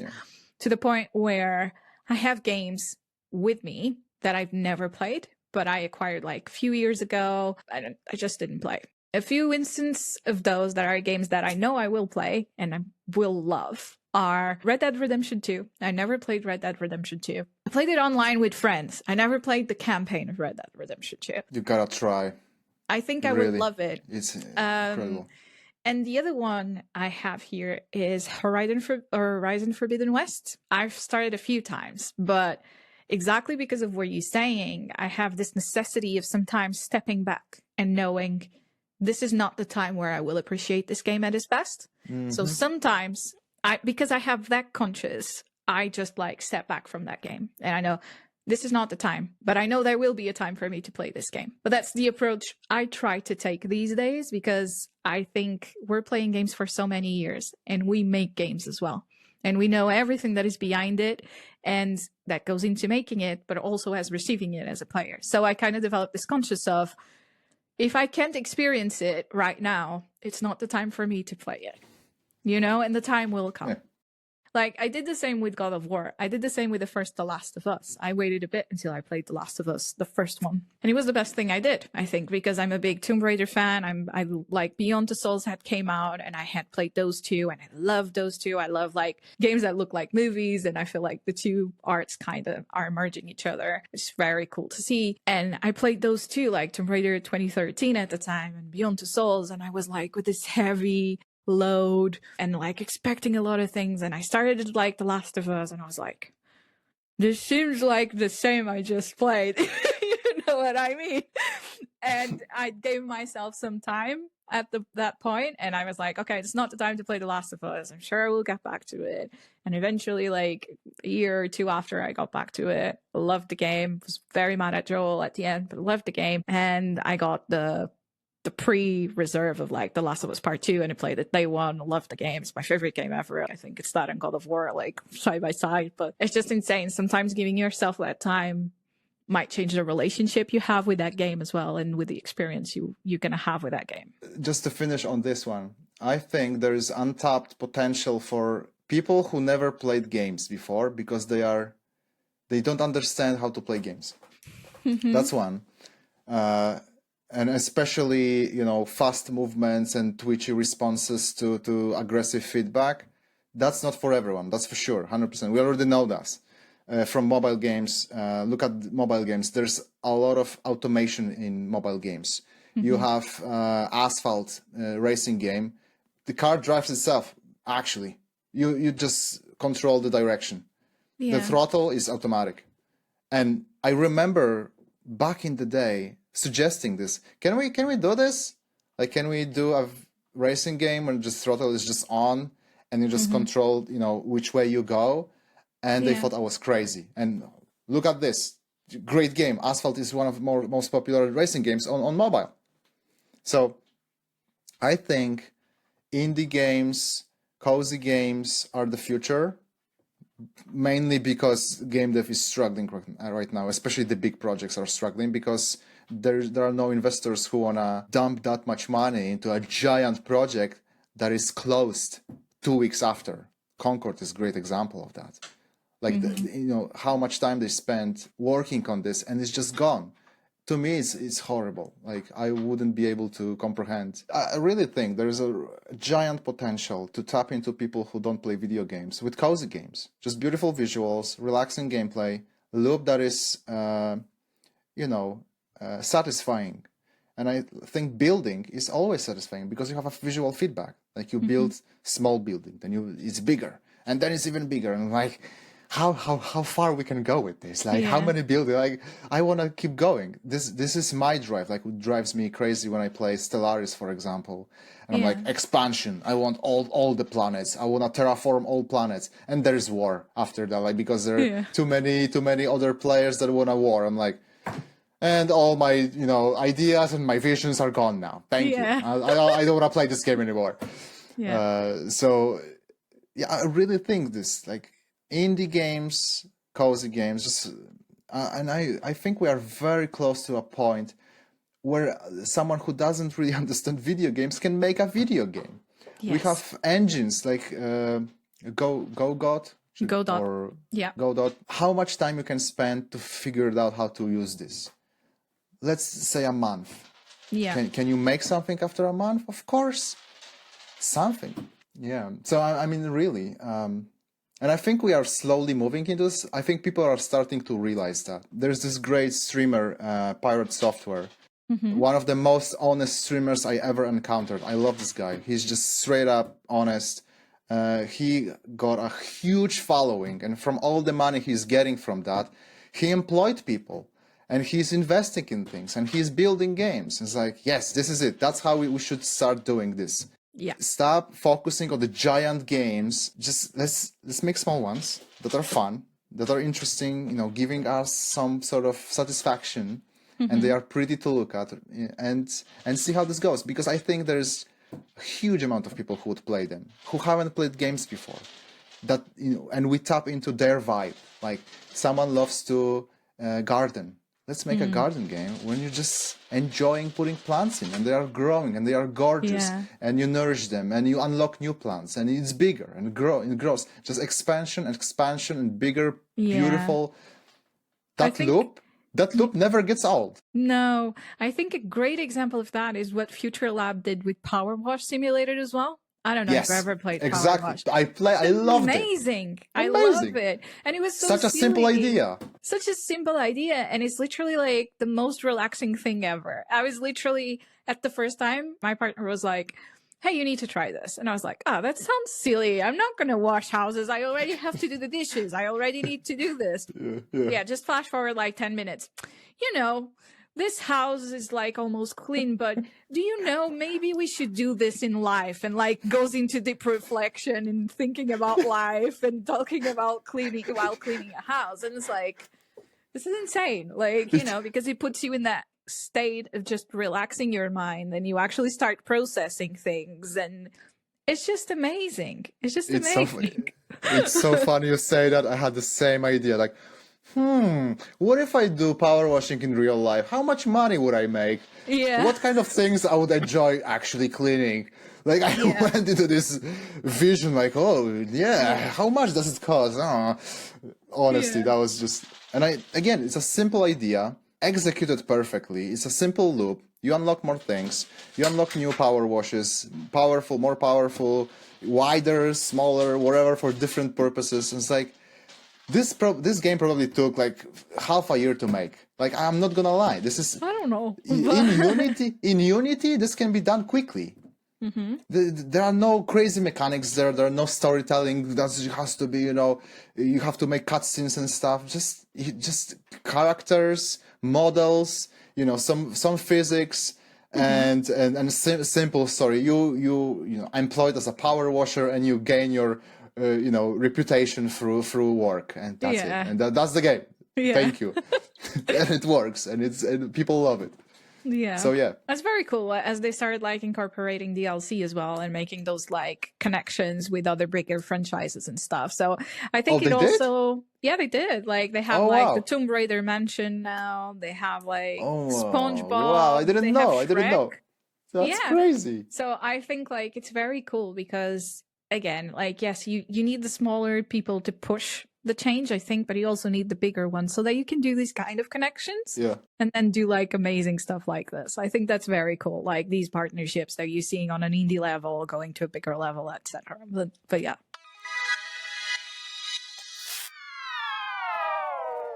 Hey folks, just doing a break on the episode to do a small introduction to my consultancy services. Have you ever heard Pixel at a Time and thought, what the hell is Inês making with her life right now?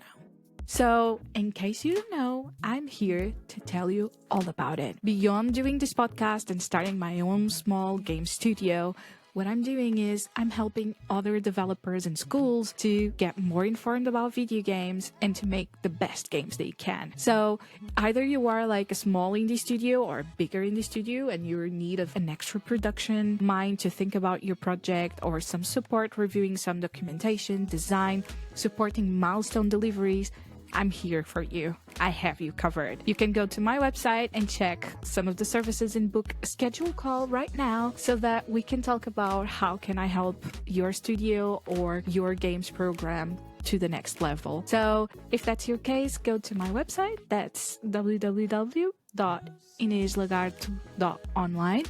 I will leave this on the show notes. And yeah, feel free to reach out and let's talk about how can we take your game to the next level.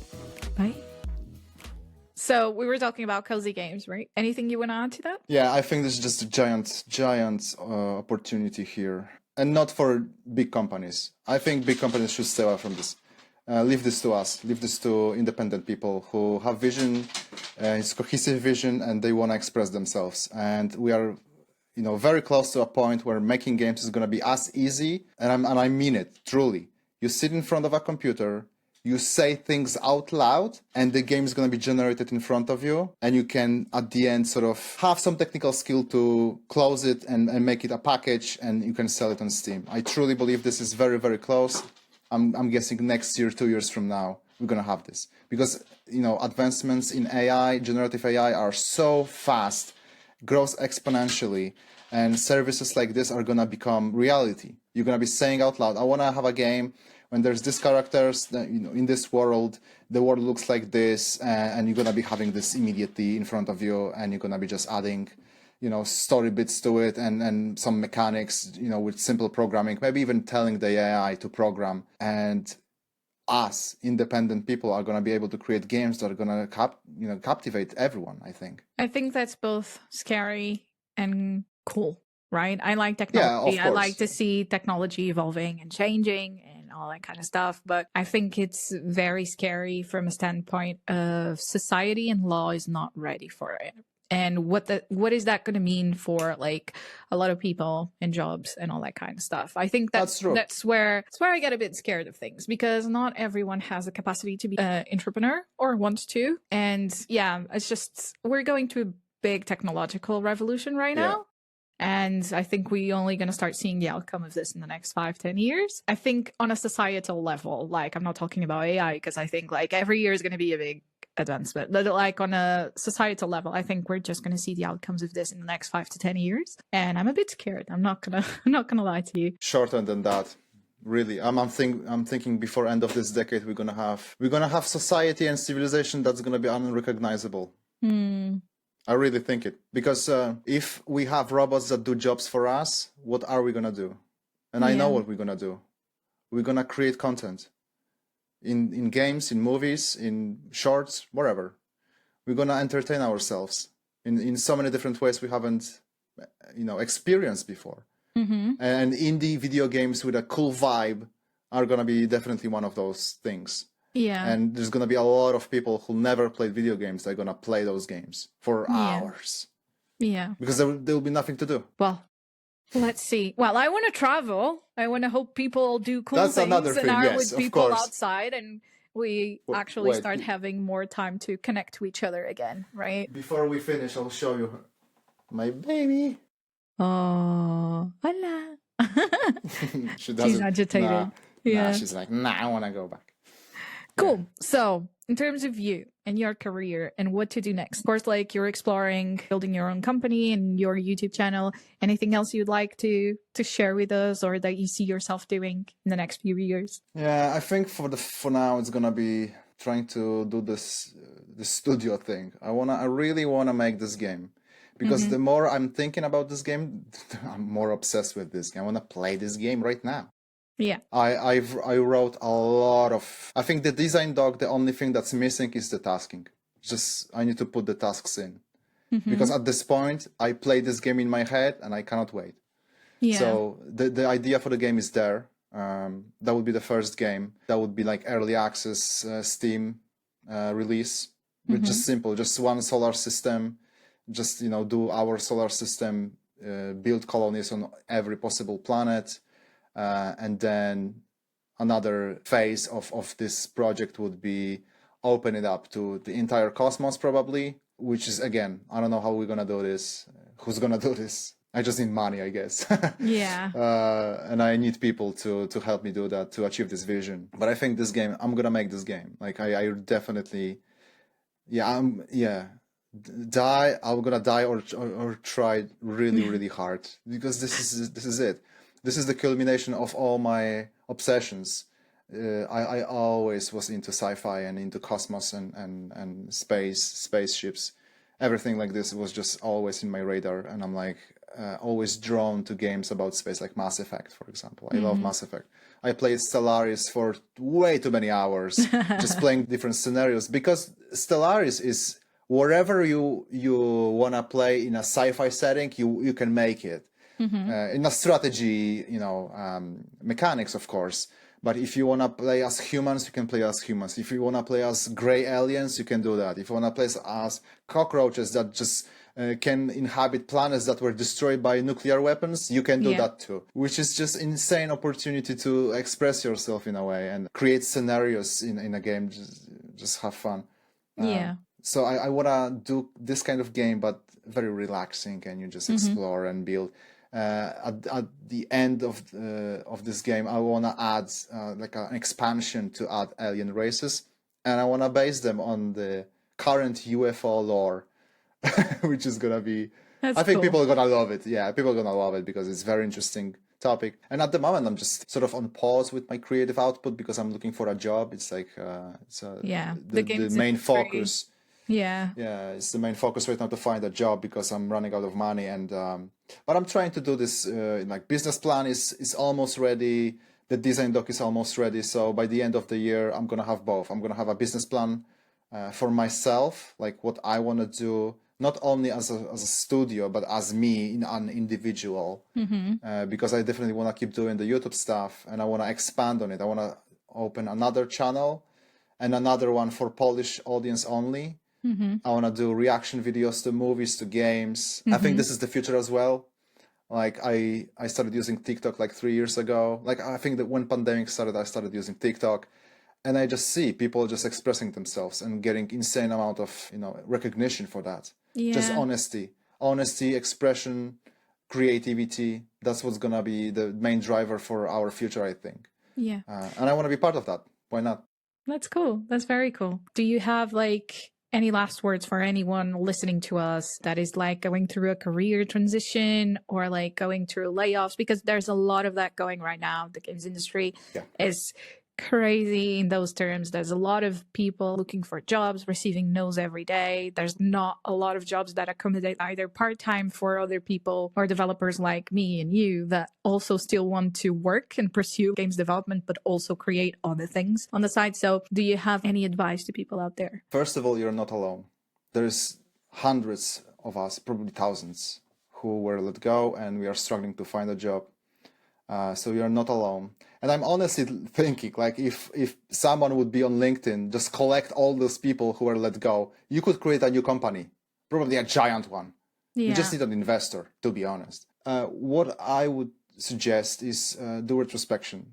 Look at your life and look at the moments in your life when you just expressed yourself without trying to get a recognition from your parents or your closest people, just your expression without giving any thought or like how this is gonna be, what kind of response it's gonna bring.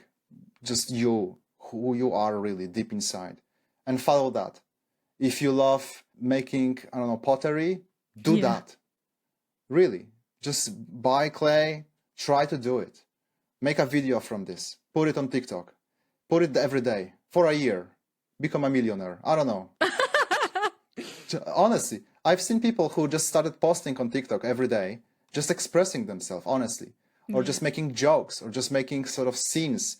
You probably have seen those shorts, people just impersonating two different people talking to each other, just one person doing that. It's hilarious. If you know what you're doing and you're a funny person around people, you know, harness that energy and just do that, put it on the internet and see what happens.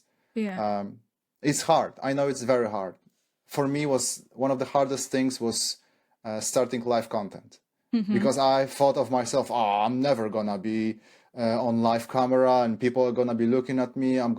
What if I'm gonna make a mistake? What if I'm gonna be looking weird on a weird camera angle? We need to start somewhere. You know what's the answer to that? Nobody cares. Yeah. Nobody cares. Yeah. Truly. And maybe it's sad, but I think it's good actually, because this gives you the opportunity to try. And to be yourself. Nobody cares. My family didn't care. I started YouTube. They never watched it. My father, he's like, yeah, like do this. This is great. You know, keep doing it. He doesn't watch it. He doesn't care.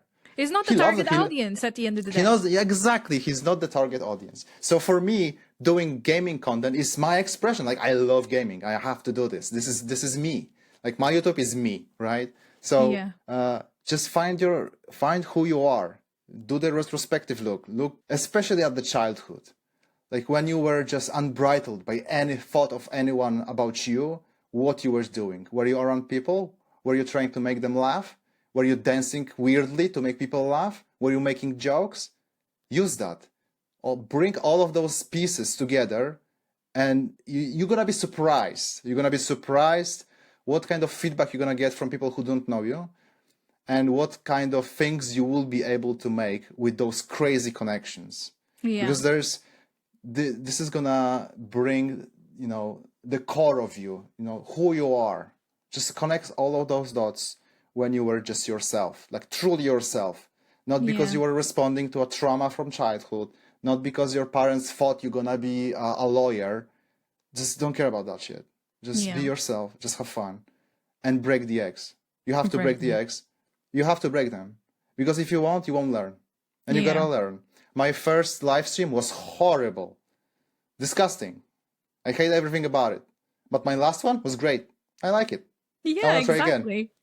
But that's how this works. Just keep grinding and improving 1% at a time. Don't go overboard. Like, don't do, I need to be 50% better. You're not gonna be. No. Just 1% is enough. Yeah. But keep going. Keep going. That's and there are struggles. People don't watch every day your content. They're not gonna be the same people watching your content every day. It's the truth. But keep going. The algorithm eventually is gonna be, this is consistent content. People are watching some of it at least, and we can push it further. Promote yourself. Go on every single social media platform. Promote yourself. There are applications now that help you do that. Yeah. You can have one application that posts on every single social media from just one input, and it's everywhere. Do that. Use that. It's free. That's it. No, that's amazing advice. I think that's truly amazing advice. So thank you so much. Like, I just want to close on this. I don't know if you know why I called this podcast A Pixel at a Time. Well, that's interesting. No, I don't know. Exactly because of what you said, trying to move 1% every day. Yeah. Because I thought I was in a place I didn't see the growth, because I was in a very fast growing career.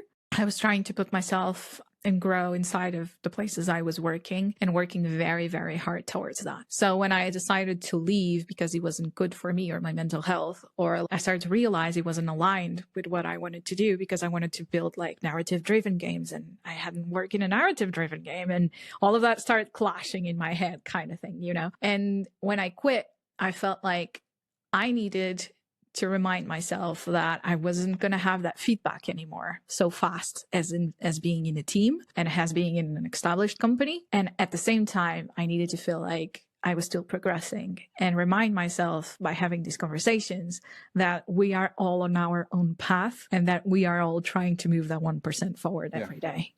Yeah. So that's exactly why I called it a pixel at a time. It was literally like That's an awesome. analogy to that. Like just one pixel today, one pixel tomorrow, you know? So, but that's exactly it. Like I was doing even before, live content. I was releasing video after video. And I was like, okay, what can I improve today? Is it description? Yeah, let's look at other people, how they are making great descriptions. Are there any links in there? Do they work? How can I do that? Like, and I did it. And I was like, my description now is just a giant thing, like with links to my playlists. What's the rig like? Everything is there, right? Yeah. And I'm like, this can be done. This is easy. Just one small step forward, and eventually you're gonna have amazing things. Like my videos, I'm happy with those videos, really. Great quality, great descriptions, the algorithm is picking it up. It's actually something is happening. I'm like, great, I'm learning.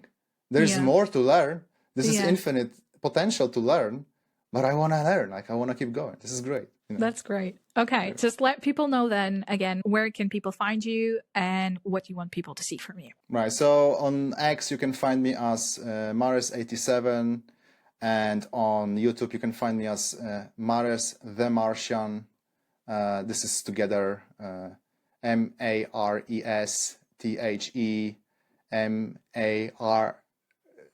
You got this. D-I. Yeah, I-N. Martian? A-N. A-N, yes. I always struggle with spelling. This is always happens to me. So people will find the links in the description anyway. But yes, thank you so much for being here today. I think this was amazing. Yeah. We need to do stuff more often. Yes. Like I feel like I'm just now starting to get in the flow to talk. Same. Right? Same. Like we have to do a 3-hour next one.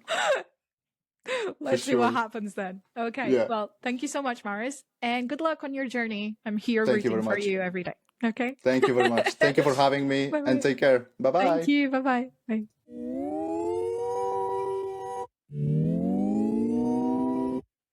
So this is it for today's episode. I hope today's episode made you reflect on your career, where you are, where you want to be, and maybe not be so harsh with yourself with where you are at right now. Maybe where you are, it's what will open the possibilities for you to have the creative time you're craving for, the knowledge you're missing, and everything in between that will make you reach where you want to reach with your games career, or with any career really, because it doesn't matter if you are in the games industry or not. This podcast is literally about reminding us that we can take it a pixel at a time, either in this industry or another industry or whomever, and if you are in need of listening to it and hearing it right now, just know that you are stronger than you think and that these too shall pass. And in the end, you'll see that taking a pixel at a time probably was the right choice. So yeah, don't forget to share this with your friends, anyone that is in need of listening to this right now, like especially with the layoffs and everything that's crazy that is going on around our industry. So don't forget to do that.